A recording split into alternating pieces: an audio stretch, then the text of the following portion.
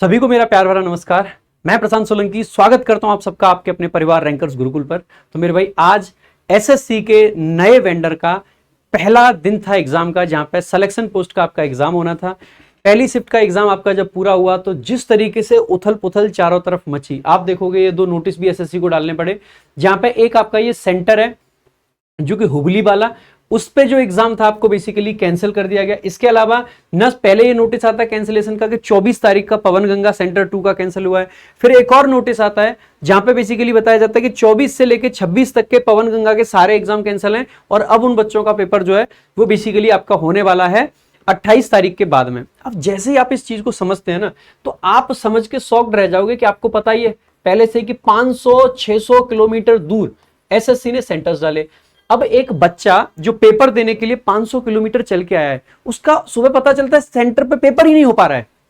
आप समझ सकते हैं कितना खर्चा, कितना मेंटल, कितना फिजिकल पेन उस बच्चे को लेना पड़ता होगा। ऐसी हालत में एक आदमी जब पेपर देगा तो वो पेपर में क्या अपना 100% दे सकता है? नहीं दे सकता है। अब देखो कुछ बच्चे ऐसे भी हैं जिनका बड़ी सहूलियत से पेपर हो पा रहा है और कुछ बच्चे ऐसे हैं जिनका बहुत खराब तरीके से पेपर हो पा रहा है। तो क्या वो दोनों बराबर हैं? बिल्कुल भी नहीं। दोनों इक्वल कैसे हो जाएंगे? ऐसे केस में क्या इस एग्जाम प्रोसेस को फेयर कह देना चाहिए? बिल्कुल भी नहीं, कतई भी नहीं। यानी कि ये एग्जाम प्रोसेस ही फेयर नहीं माना जा सकता है अगर इस तरीके की चीजें होंगी। मैं आपको कुछ वीडियोस दिखाता हूं, अगर आप इन वीडियोस को देखोगे ना, ये देखिएगा एग्जाम सेंटर पे किस तरीके की हालत हो रखी है। ये आप बड़ा करके भी देख लीजिए। ये पवन गंगा सेंटर है, देखो बच्चों की कैसी भीड़ लगी हुई है, ठीक है। और बच्चे परेशान हो रहे हैं। सुबह 7:30 बजे का रिपोर्टिंग टाइम रखा है। आप सोचिए 7:30 बजे से इतने सारे इंडिया में एग्जाम सेंटर थे जहां पे बच्चों को 9:30 बजे तक ढंग से एंट्री नहीं मिल पा रही है। एक बच्चा 7:30 से 9:30 तक एंट्री नहीं मिलेगी, अगले 1 घंटे 1.5 घंटे में पता है उसका मेंटल लेवल क्या होगा? मेंटली एकदम पागल हो जाएगा आदमी। अगर उसको एंट्री मिल गई, पेपर हो भी गया, तो क्या वो आदमी वैसे ही पेपर दे पाएगा जैसे एक नॉर्मल व्यक्ति देता? और ये बात आज हो सकता है इन कुछ बच्चों के साथ हो रही है, कल हो सकता है आप लोगों के साथ में भी हो।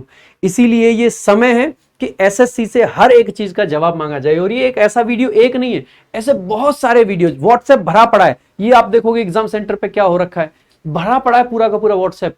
बच्चों ने व्हाट्सएप पे इतने सारे वीडियोस भेजे।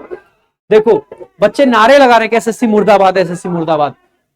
ये आप देखेंगे, ये देखो, ये आप देखेंगे इतना सारा बेसिकली उथल पुथल हुआ है ना, बहुत ज्यादा। अगर इतनी उथल पुथल होगी तो बच्चे क्या फेयर तरीके से पेपर कर पाएंगे? नहीं कर पाएंगे। तो अब आगे क्या? सबसे बड़ा सवाल, क्या सिर्फ आगे क्रिटिसाइज करते रहें, कुछ और ना करें? मेरे भाई ऐसे केस में 2-3 चीजें आपके लिए होती हैं जो कि आप लोगों को करनी चाहिए। सबसे पहले तो पेपर खराब तरीके से हो रहा है, उसमें कोई डाउट की बात नहीं है, बहुत खराब हुआ है। टीसीएस पेपर शायद नहीं करा रहा है, ये आप सभी जानते ही हैं। जो भी वेंडर आपका पेपर करा रहा है, आप सभी जानते हैं कौन सा वेंडर यहां पे पेपर करा रहा है। उस वेंडर ने ऑलरेडी खराब हालत कर रखी है। तो अब आगे क्या किया जाए? आगे क्या किया जाए? देखो एसएससी किस वेंडर को सेलेक्ट करता है, किसको नहीं करता है, ये उसके टेंडर के हिसाब से चलता है, जो टेंडर निकलता है, ठीक है। इस पर मैं आपको पहले ही डिटेल में जानकारी दे चुका हूं, तो उस पर मैं नहीं जाऊंगा। हमें जिस चीज पर ध्यान देना है वो ये है कि अब हम क्या कर सकते हैं। तो मेरे भाई आप सभी लोगों के लिए ट्विटर कैंपेन सबसे पहला ऑप्शन होता है, ठीक है। तो ट्विटर पे हम लोग सभी मिलने वाले हैं। टाइम में लिख देता हूं 9 AM और दिन आपका होगा 26 जुलाई। 26 जुलाई बेसिकली 26 जुलाई यानी कि सैटरडे का आपका ये दिन रहने वाला है, ठीक है। तो सैटरडे के दिन आपका ट्विटर कैंपेन होगा सुबह 9 बजे से। ये तीनों हैशटैग्स आपको यूज करने और टैग करना है आपको, डीओपीटी को टैग करना है आपको, एसएससी के चेयरमैन को टैग करना है आपको, मोदी जी को, जिसको भी आप बड़े से बड़े नेता को टैग कर सकते हैं, सबको टैग करना है। और इन तीनों ही बेसिकली हैशटैग्स का यूज करके हम लोगों को ट्विटर के माध्यम से अपनी आवाज पहुंचानी है। अगर ट्विटर कैंपेन आपका सही से सक्सेसफुल नहीं हो पाता है तो ऐसे केस में हम आगे क्या सोचना है, क्या करना है। आजकल ट्विटर एक्स है, ये तो सभी आप जानते होंगे, ठीक है। तो एक्स के माध्यम से हम करने वाले हैं।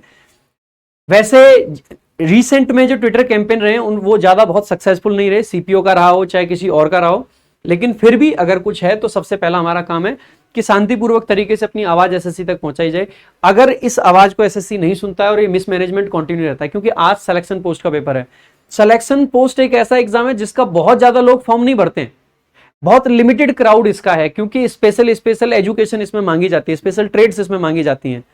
लेकिन इसके जस्ट बाद में जो पेपर होने हैं ना, वो पेपर आपका स्टेनोग्राफर का है। चलो वो भी थोड़ा सा हल्का छोटा ही मान सकते हैं, लेकिन एसएससी सीजीएल बहुत बड़ा पेपर होना है।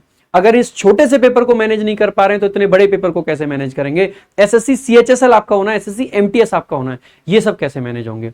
इसके अलावा मेरे भाई मैं आपको ये भी बता देता हूं कि पेपर का रिव्यू कैसा रहा, पेपर का लेवल कैसा था। तो मेरे भाई इजी, अगर फर्स्ट सब शिफ्ट का रिव्यू जितना मिला है सो वेरी वेरी इजी, जितना पहले आसान आता था उससे भी कहीं ज्यादा आसान आपका पेपर आया है। अब आप में से कुछ लोग कहेंगे कि रिफॉर्म्स के नाम पे एसएससी ने ये क्या कर दिया? एसएससी ने रिफॉर्म्स कभी किया ही नहीं। टीचर्स ने जो आवाज उठाई थी ना रिफॉर्म्स के लिए, वो माने नहीं गए। अब आप ये मत समझ लेना कि टीसीएस ने, मतलब एसएससी ने टीसीएस को इसलिए हटा दिया है कि टीचर्स ने रिफॉर्म्स करवाए थे, नहीं। टेंडर टीसीएस का ओवर हो चुका था, 2 साल के लिए टेंडर मिलता है, उसको मैक्सिमम 2 साल और एक्सटेंड करा जा सकता है। 2018 में टीसीएस को टेंडर मिला था जो कि 20 तक था, फिर उसके बाद में दोबारा से टेंडर मिला 22 तक, उसको एक्सटेंड करते करते 24 तक लेके गए। लेकिन मेरे भाई उसके बाद में खत्म था वो टेंडर। नवंबर 28 को एसएससी ने नया टेंडर निकाला था कि हमें एक नया वेंडर चाहिए, जबकि जो टीचर्स ने जो भी जाके आप कह सकते हैं प्रोटेस्ट करा था, रिफॉर्म्स के लिए बात रखी थी, वो कब रखी थी? तो मेरे भाई आपको पता होना चाहिए मार्च और अप्रैल में, मार्च लास्ट में और अप्रैल के स्टार्टिंग में ये बातें तब की हैं। और आपको पता है कि ये जो नया वेंडर फाइनल हुआ ये कब हुआ था?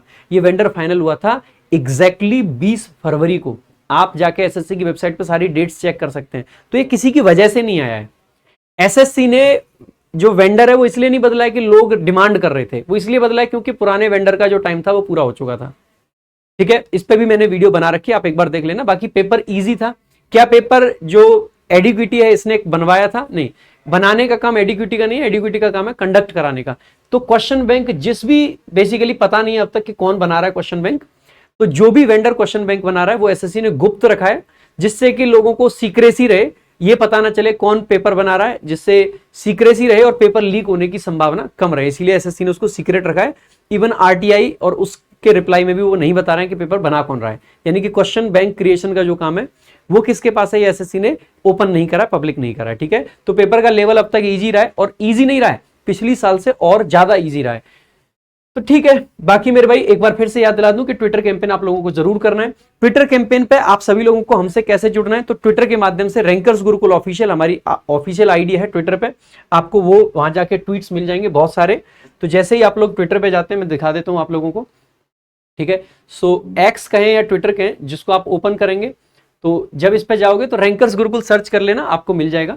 ठीक है, तो जैसे ही आप जाओगे यहाँ पर सर्च कर लेना रैंकर्स गुरुकुल, ये आ जाता है आपका।